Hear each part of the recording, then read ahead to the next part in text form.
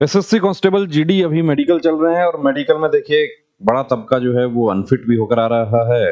Unfit तो भर्ती प्रक्रिया का ही हिस्सा है। फिट अनफिट देखिए आप गेम खेलेंगे तो उसमें हार जीत दोनों हैं, लेकिन गेम वाली बात और मेडिकल वाली बात जो है वो थोड़ी-सी यहाँ अलग हो जाती है कि मेडिकल में कुछ ऐसे पॉइंट्स हैं कि जो आपकी सिर्फ़ और सिर्फ़ जानकारी के अभाव की वज़ह से अनफिट हो रहे हैं। कि जैसे हम बात करें टैटू, तो यहाँ देखिए कि अनफिट किया गया है। ये अनफिटनेस सर्टिफ़िकेट आप देख रहे हैं, टैटू में अनफिट हुए हैं ये। और GC CRPF Nagpur unfit partially removed tattoo.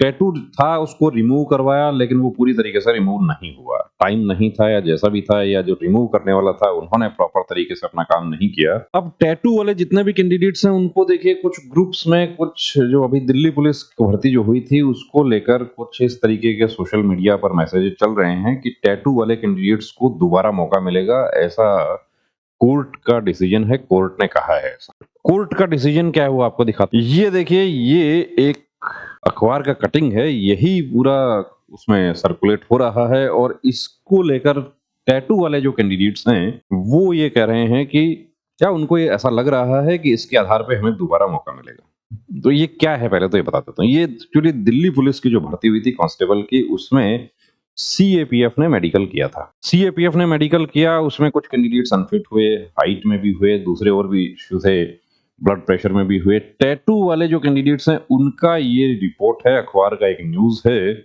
और इसमें क्या है वो पढ़ के आपको बता देते हैं। क्या ये सब पर लागू है वो भी आपको बता देते हैं। नई दिल्ली दिल्ली उच्च न्यायालय ने एक महत्वपूर्ण फैसला देते हुए कहा है कि सैन्य या पुलिस बल में भर्ती होने की सभी योग्यताएं रखने वाले युवक की उम्मीदवारी महज इसलिए खारिज नहीं की जा सकती कि उसके शरीर के किसी हिस्से पर टैटू बना है। योग्य उम्मीदवार को टैटू हटवाने का मौका देना अनिवार्य है। युवक को प्रशिक्षण के लिए भेजने के आदेश। उच्च न्यायालय ने इसी के साथ दिल्ली पुलिस में भर्ती के लिए लिखित और शारीरिक परीक्षा समेत तमाम मापदंड पूरा करने वाले युवक को प्रशिक्षण के लिए भेजने के आदेश दिए। न्यायमूर्ति सुरेश कुमार कैत और न्यायमूर्ति गिरीश कटपाड़िया की पीठ ने कर्मचारी चयन आयोग एवं अन्य प्रतिवादियों को निर्देश दिया है कि युवक को नवंबर 2024 से पुलिस प्रशिक्षण के लिए भेजा जाए। दरअसल दिल्ली पुलिस में भर्ती होने के लिए एक युवक ने 1 सितंबर 2023 को आवेदन। लिखित परीक्षा उच्च श्रेणी से उत्तीर्ण की, इतना ही नहीं शारीरिक और चिकित्सा परीक्षण में भी वह उत्तीर्ण हो गया, लेकिन दाएं हाथ में ओम का टैटू होने की वजह से उसकी उम्मीदवारी को रद्द कर दिया गया। रद्द कर दिया। उसके बाद कैट में याचिका लगाई। कैट में जो याचिका, कैट ने आदेश दे दिया सेंट्रल एडमिनिस्ट्रेटिव ट्रिब्यूनल कि देखिए सिर्फ एक टैटू की वजह से अनफिट हुआ है तो ये कोई बड़ा आधार नहीं। और टैटू में कोई अनफिट में नहीं होता था। जो पुरानी गाइडलाइन 2021 से पहले की थी उसमें टैटू सभी लोग रिमूव करवा के फिट हो जाते थे। अब इस बार तो देखिए टाइम नहीं दिया। बहुत सारे कैंडिडेट्स ऐसे थे, इंतजार कर रहे थे कि फिजिकल हो जाएगा उसके बाद टैटू रिमूव करवा लूंगा, चाहे मैं सर्जरी करवाऊं, लेजर करवाऊं। लेजर करवाने वाले कैंडिडेट्स भी इस बार बाहर हुए हैं। दिल्ली पुलिस में भी ऐसा ही हुआ था। अब केंद्रीय प्रशासनिक न्यायाधिकरण में याचिका लगाई थी। कैट ने माना कि कर्मचारी चयन आयोग का यह फैसला मनमाना है।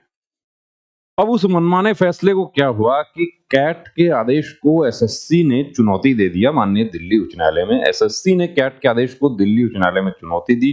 एसएससी की दलील थी कि उम्मीदवार के शरीर के किसी हिस्से पर टैटू होना भर्ती नियम के अनुसार उसकी अयोग्यता है।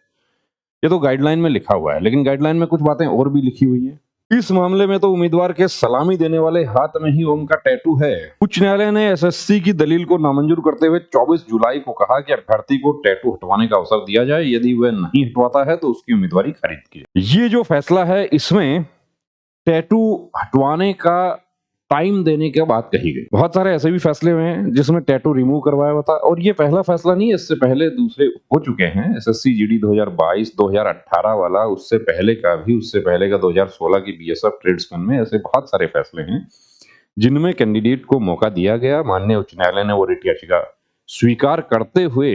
तो अब देखिए ये फैसला सब पर लागू होता है क्या? जो आप लोगों को थोड़ी सी गलतफहमी हो रही है कि इसकी वजह से सबको मौका दिया जाएगा, ऐसा नहीं। इस फैसले को या इस अखबार की कटिंग को ये लेकर पेश किया जा रहा है कि इससे सबको मौका मिलेगा, नहीं, ऐसा नहीं है।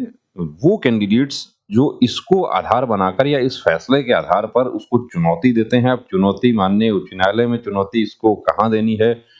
दिल्ली में देखिए सभी कर सकते हैं कि दिल्ली में हेडक्वार्टर है दूसरा, आप उस उच्च न्यायालय में इसको चुनौती दे सकते हैं आपके जहां आपका मेडिकल हुआ, कि जिस शहर में या जिस कैंप में आपका मेडिकल हुआ है, वो कैंप किस हाई कोर्ट के जुरिस्डिक्शन में आता है, वहां चैलेंज कर सकते हैं कि इसको। अब एक तो देखिए, हमें कैंडिडेट्स ने ये भी पूछा कि मैं इसको लेकर वापस सेंटर पर जाऊं क्या, या मैं इसको लेकर दिल्ली सीआरपीएफ के ऑफिस में जाऊं क्या। देखिए, जाएंगे, आपको कुछ नहीं वहां पर बताया जाएगा, आपको एक आ जाएगा कि ठीक है, इन्होंने केस किया था, ये जीत गए, आप भी केस कर सकते हैं। केस के लिए आपको स्टाफ जो है वो वहां पर आपको गाइड करता रहता है, क्योंकि आप उस स्थिति में बहुत ज्यादा परेशान हो जाते हैं कि मुझे सिर्फ एक टैटू की वजह से बाहर कर दिया या दूसरे किसी पॉइंट में भी बाहर कर दिया। तो आपके लिए क्लियर कर दें कि ये फैसले का मतलब ये नहीं है कि एक कैंडिडेट को मौका मिल गया। अब दिल्ली पुलिस में भी इन्होंने चैलेंज किया, इनको मौका मिल गया। दिल्ली पुलिस में कुछ ऐसे भी थे जो कैंडिडेट्स चैलेंज नहीं किए तो उनको मौका नहीं मिला। हाँ, इस फैसले को आधार बनाकर आप चैलेंज कर सकते हैं। उसके बाद आपके केस में क्या फैसला दिया जाएगा। देखिए, जब एक फैसला हो चुका है ऐसा, तो जाहिर सी बात है कि आपको भी निश्चित रूप से फायदा मिलेगा। तो चैलेंज आपको करना होगा। बिना चैलेंज किए हम उम्मीद रखें कि हमें बुलाया जाएगा, ऐसा नहीं है। जय हिंद।